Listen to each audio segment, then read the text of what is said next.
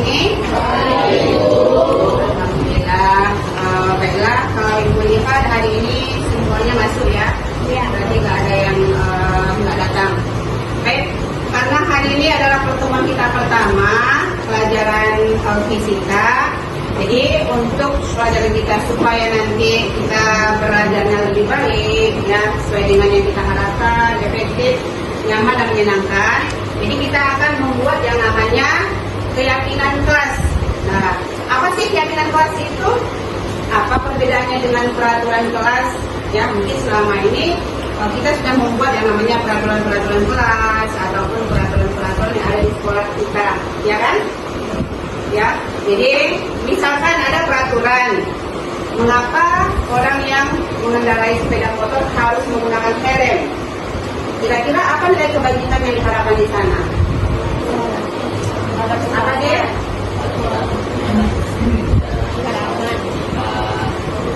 Ya, benar tadi dia agar tidak mencederai kepala antasari ketika terjadi kecelakaan. Nah, jadi itulah nilai kebajikan dari peraturan menggunakan helm saat menggunakan kendaraan roda 2. Nah, jadi juga sekarang dalam kelas ataupun di sekolah kita juga sudah punya peraturan kan? Ya, jadi sebenarnya peraturan dengan keyakinan itu hampir sama. Ya, cuma perbedaannya peraturan-peraturan yang kita buat itu mungkin kadang-kadang masih ada mengandung kata-kata negatif. Misalnya apa? Jangan membuang sampah sembarangan, ya. Sedangkan keyakinan kelas itu ataupun keyakinan itu diharapkan mengandung kata-kata yang positif. Misalkan jangan membuang sampah sembarangan. Kita bisa buat secara bahasa positif apa? Benar sekali ya. Jadi buanglah sampah pada tempatnya. Jadi sekarang ini kita akan membuat keyakinan di kelas ini.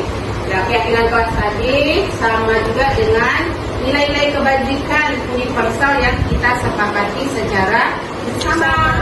Apa tujuannya kita membuat keyakinan kelas? Supaya menjaga ketertiban kata tadi, ya, supaya juga kita dapat menciptakan kenyamanan ya ketika kita belajar. Ya, kemudian juga kita dapat mengoptimalkan nilai-nilai atau budaya-budaya positif dalam kehidupan kita. Karena dengan adanya keyakinan itu berarti kan kita mengetahui di sana ada nilai-nilai kebajikan yang sangat bermanfaat untuk kita semua. Ya, jadi baik, kita akan membuat keyakinan kelas. Nanti Ibu akan membagikan masing-masing satu kertas. Jadi anak-anak semua silakan tulis masing-masing satu peraturan ataupun keyakinan kelas yang diharapkan ada di kelas kita ini.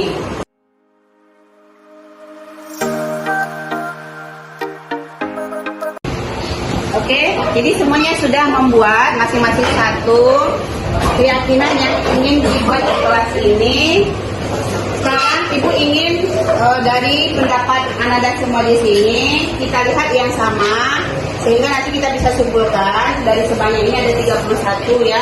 Mungkin itu kita akan rangkum menjadi 3 sampai 5 nilai keyakinan yang akan kita buat menjadi keyakinan. Ini kesimpulan kesepakatan kelas yang hari ini sudah kita sepakati. Bagaimana Anda semua? Apakah kita sepakat dengan keyakinan kelas kita ini? Nah, baik, terima kasih.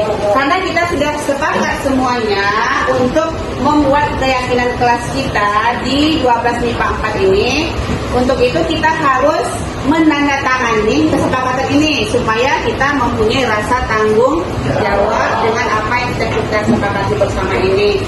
Ke depan satu-satu untuk menandatangani kesepakatan kelas kita ini. Silakan, Anissa.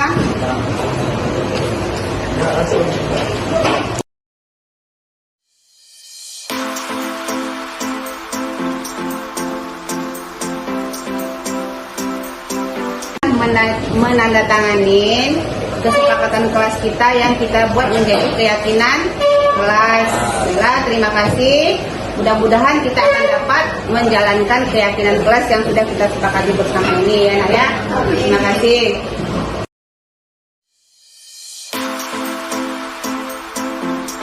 Ya, saya Gabi dari kelas 12 IPA 4. Jadi tanggapan saya tentang keyakinan kelas tadi, semoga yang telah kita sepakati bersama dari 5 keyakinan kelas tadi, semoga teman-teman semua dapat menjalankan dan mentaati keyakinan kelas tadi agar terciptanya kelas yang nyaman dan aman dalam proses pembelajaran. Terima kasih.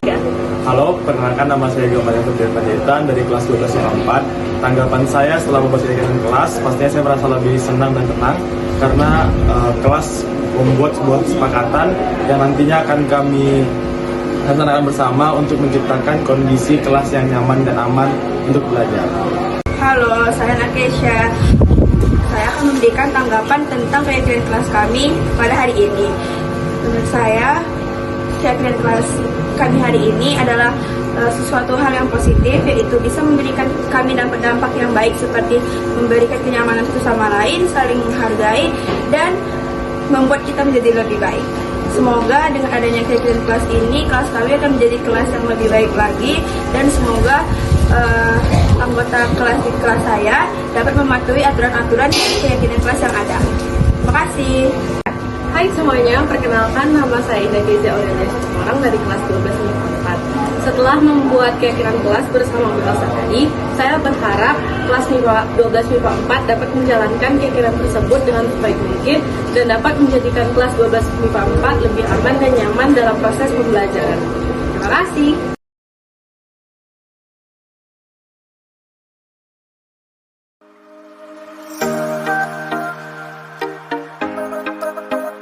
Baik, Assalamualaikum warahmatullahi wabarakatuh. Apa kabar semuanya Bapak dan Ibu? Alhamdulillah. Sudah pada kenyang kan? Belum? Nanti kita tambah lagi. Baik Bapak dan Ibu, sebelum kita memulai kegiatan kita pada sore hari ini, kita buat kesepakatan yang pertama terlebih dahulu. Kesepakatan kita adalah kalau ada yang berbicara, berarti yang lainnya akan diam dan mendengarkan. Kemudian yang kedua, kita harus saling menghargai. Mungkin itu saja kesepakatan kita pada sore hari ini. Baiklah, yang pertama sekali kita tentu bersyukur kehadirat Allah Subhanahu wa taala. Alhamdulillah pada sore ini kita masih diberikan kesehatan. Kemudian selawat dan salam sama-sama kita sampaikan kepada junjungan Nabi besar kita, Nabi Muhammad SAW, dengan mengucapkan Allahumma salli ala Sayyidina Muhammad wa ala ali Muhammad. Bapak Kepala Sekolah yang sama-sama kita hormati, Bapak Dr. Andus Yon Henry MPD, yang pada sore hari ini ada kegiatan lain, jadi tidak bisa hadir bersama kita di ruangan ini. Kemudian kepada Ketua Kombel kita, Ketua TPMPS, dan Bapak Ibu Wakil, serta Bapak Ibu Majelis Guru. Baiklah teman-teman semua, jadi pada sore hari ini di sini saya akan berbagi praktik baik dari apa-apa yang sudah atau sedikit saya pahami. Jadi di sini saya bukan sifatnya menggurui, tetapi kita hanya saling berbagi saja, yaitu tentang tema ataupun materi budaya positif. Mungkin kita sudah tidak asing lagi apa itu budaya positif. Jadi konsep-konsep inti yang akan kita bahas pada sore hari ini tentang budaya positif itu adalah yang pertama tentang motivasi perilaku manusia, kemudian yang kedua kebutuhan dasar manusia, yang ketiga disiplin positif, yang keempat posisi kontrol restitusi, kelima keyakinan sekolah atau kelas, dan yang keenam segitiga restitusi. Nah, kita akan bahas yang pertama tentang motivasi perilaku manusia. Jadi menurut Diane Gosen dalam bukunya menyatakan ada 3 motivasi perilaku manusia. Jadi ada 3 motivasi manusia berperilaku. Apa saja yang 3 tersebut? Nah, yang 3 itu yang pertama, manusia memiliki motivasi berperilaku. Yang pertama itu untuk menghindari ketidaknyamanan atau hukuman. Biasanya Orang yang memiliki motivasi ini, dia akan bertanya, apa yang akan terjadi jika saya tidak melakukan hal tersebut? Sebenarnya, orang ini sedang berusaha menghindari hal-hal yang tidak baik terjadi pada dirinya. Itu motivasi yang pertama. Dan motivasi yang pertama ini merupakan motivasi yang sangat rendah dari 3 jenis motivasi perilaku manusia ini, dan ini termasuk motivasi ekstrinsik. Kemudian yang kedua, motivasi manusia berperilaku adalah untuk mendapatkan imbalan atau penghargaan dari orang lain. Ini motivasi yang kedua. Orang yang memiliki motivasi yang kedua ini biasanya dia akan bertanya, apa yang akan saya dapatkan jika saya melakukan hal tersebut? Dan orang ini biasanya dia mengharapkan penghargaan atau pujian karena dia yakin dengan pujian ataupun penghargaan tersebut akan berguna untuk dirinya. Kemudian motivasi yang ketiga manusia berperilaku, dan motivasi yang kedua tadi juga termasuk motivasi ekstrinsik. Yang ketiga, manusia itu berperilaku karena motivasi untuk menjadi orang yang mereka inginkan dan menghargai diri sendiri dengan nilai-nilai yang mereka percaya. Orang-orang yang memiliki motivasi yang ketiga ini, dia meyakini bahwa apa yang dilakukannya itu memiliki nilai-nilai kebaikan untuk dirinya sendiri. Dan motivasi yang ketiga ini termasuk motivasi intrinsik. Dari ketiga motivasi ini yang diharapkan kita memiliki motivasi yang ketiga. Baik, selanjutnya saya akan menjelaskan atau membahas tentang kebutuhan dasar manusia. Jadi kita manusia ini berperilaku atau berbuat sesuatu tadi karena ada motivasi. Kemudian kita sebagai manusia, kita memiliki kebutuhan dasar. Nah, ada 5 kebutuhan dasar manusia. Ini ada pernyataan.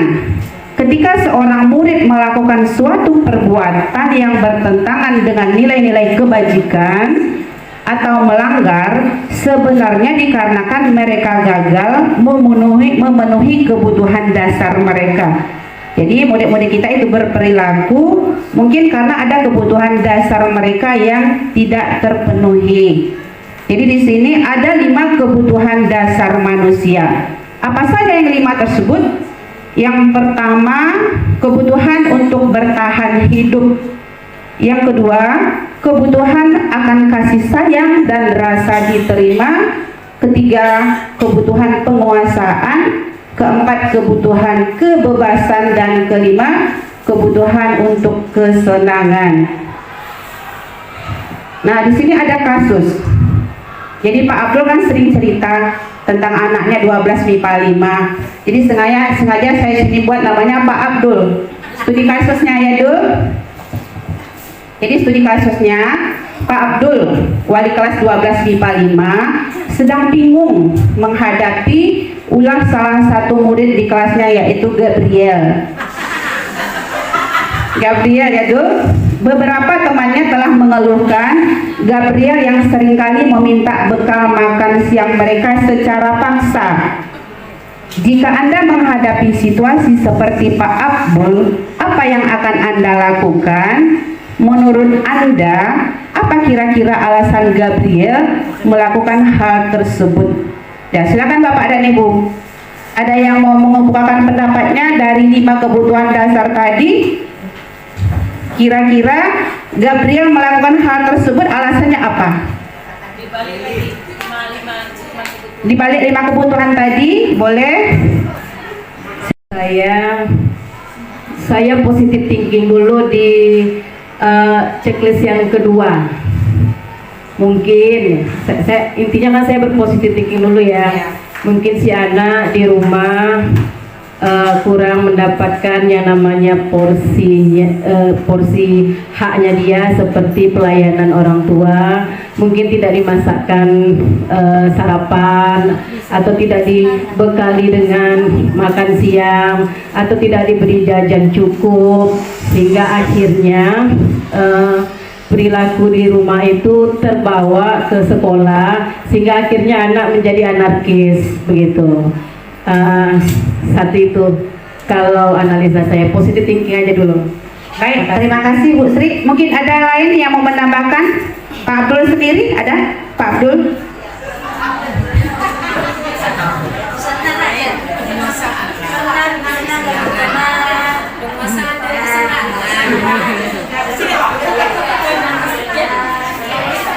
Baik, mungkin Belsa menurut saya sama mungkin dengan sama Bu Sri, yaitu kasih sayang dan rasa diterima. Karena kemungkinan biasanya kan kalau anak yang berbuat masalah ini mungkin cenderung ingin diperhatikan seperti itu. Baik, terima kasih Pak Abdul. Ada yang mau menambahkan yang lain, Bapak dan Ibu?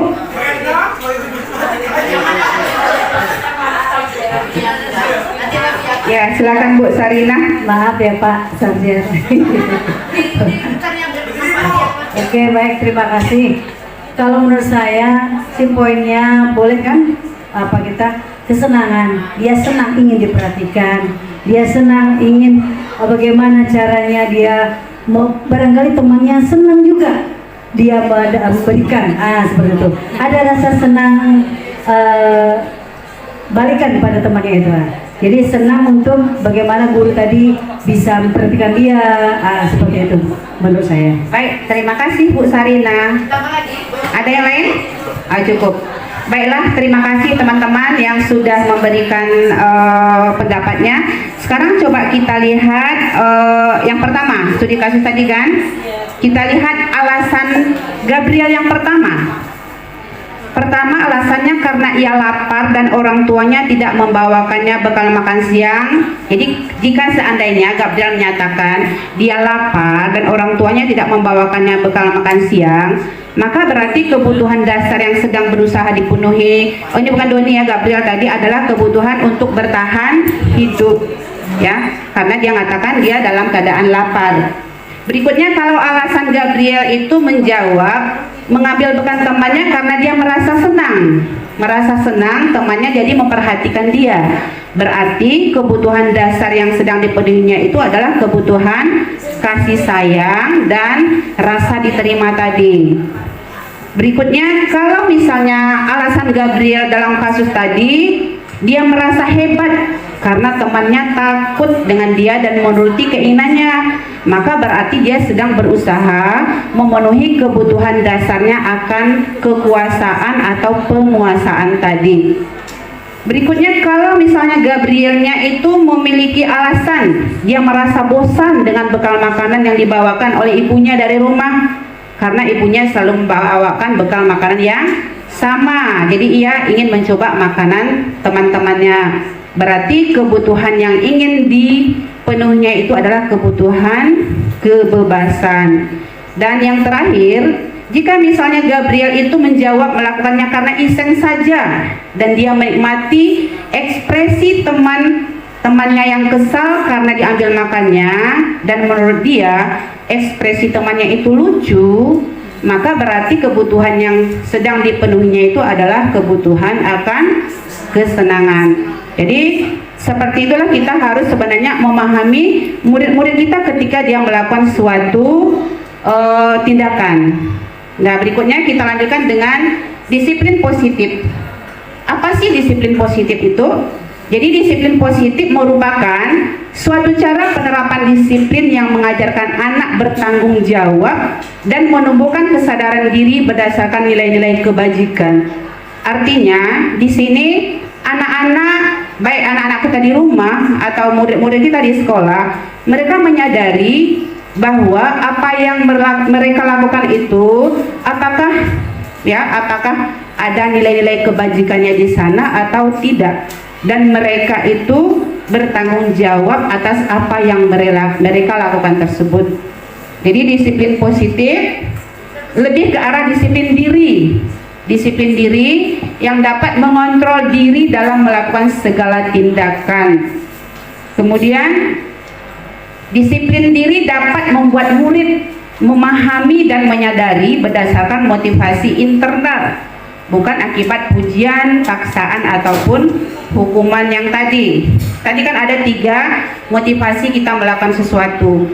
Jadi dengan adanya disiplin positif ini, murid-murid kita ataupun anak-anak kita di rumah, mereka melakukan itu semua berdasarkan motivasi internal, bukan karena takut ada hukuman atau bukan juga karena ingin mendapatkan hadiah, penghargaan ataupun imbalan.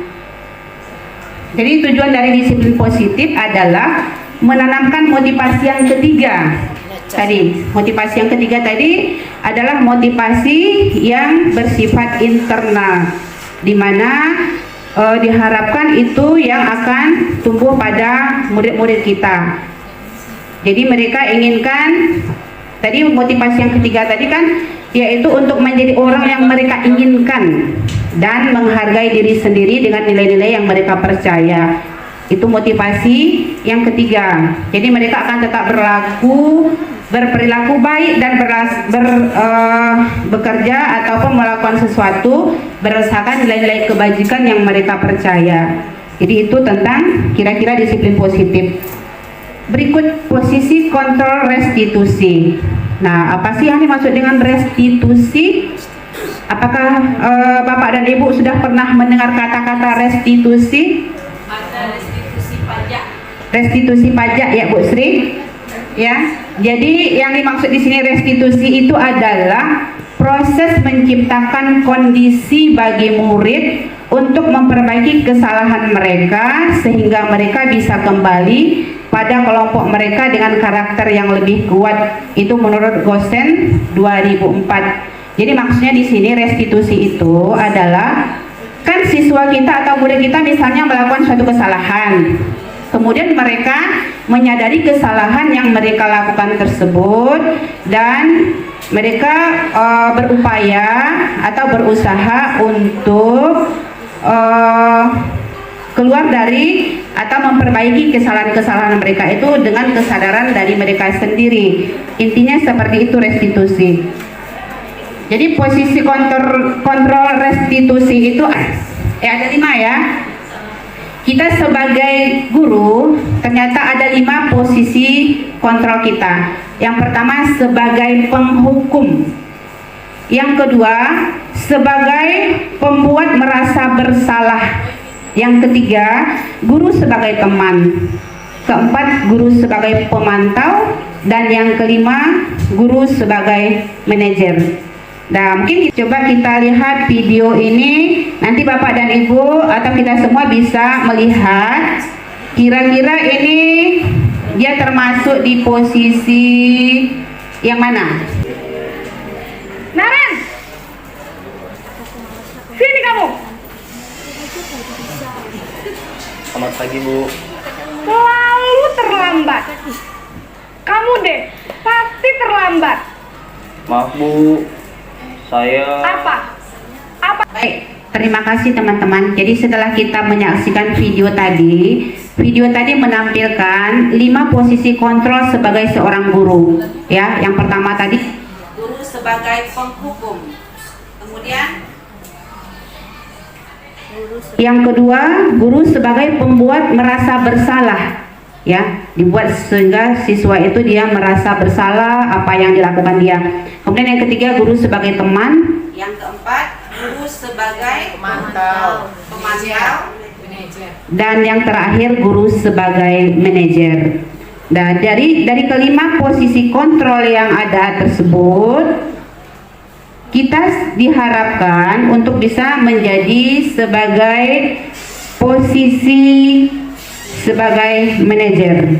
Ya, ini keterangan-keterangan tadi dari video tadi sudah Kita bisa simpulkan.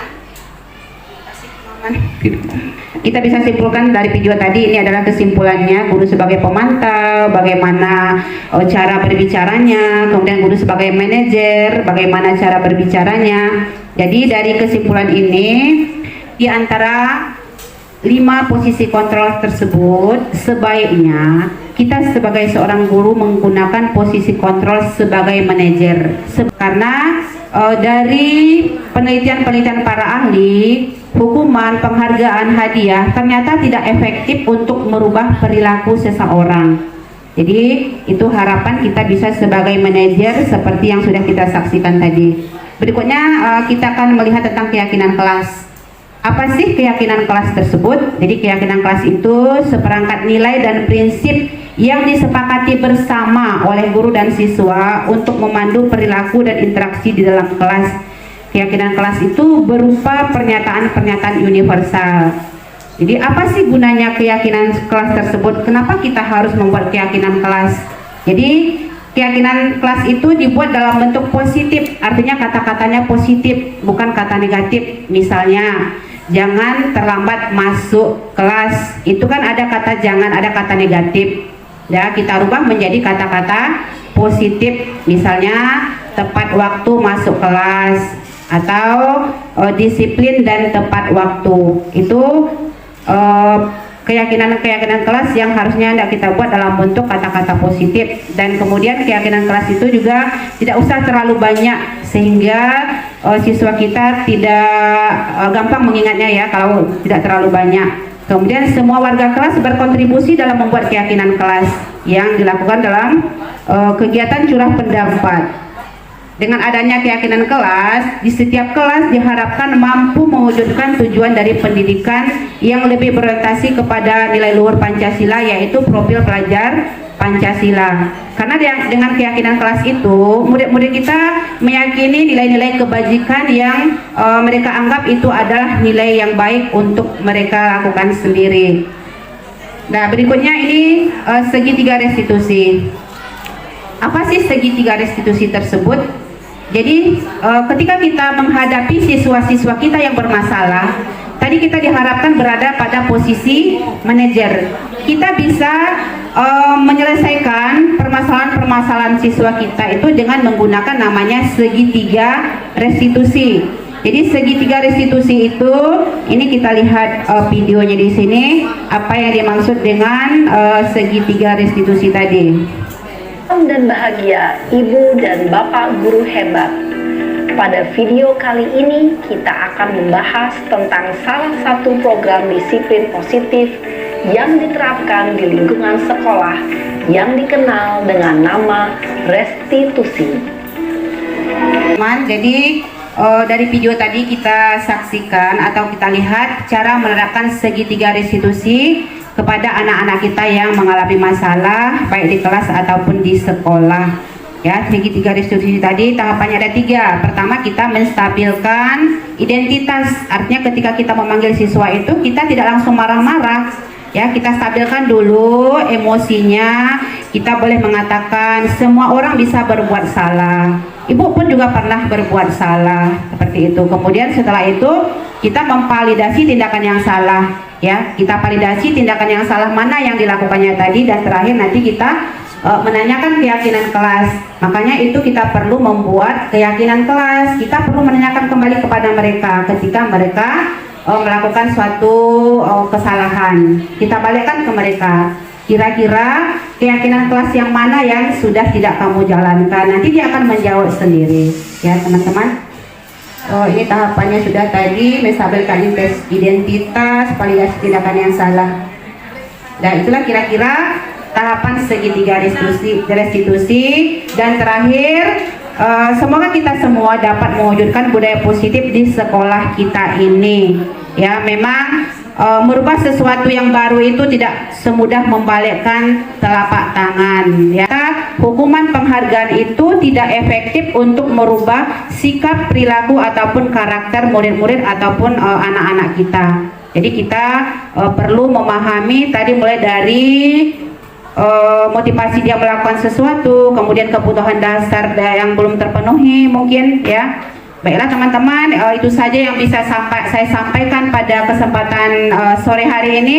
Mudah-mudahan bisa bermanfaat terutama untuk diri saya sendiri dan kita semua. Kalau ini ada manfaatnya, mari kita ambil dan kedepannya kita bisa menjadi lebih baik lagi. Terima kasih atas segala perhatian. Mohon maaf atas segala kehilafan. Billahi taufik wal hidayah. Assalamualaikum warahmatullahi wabarakatuh.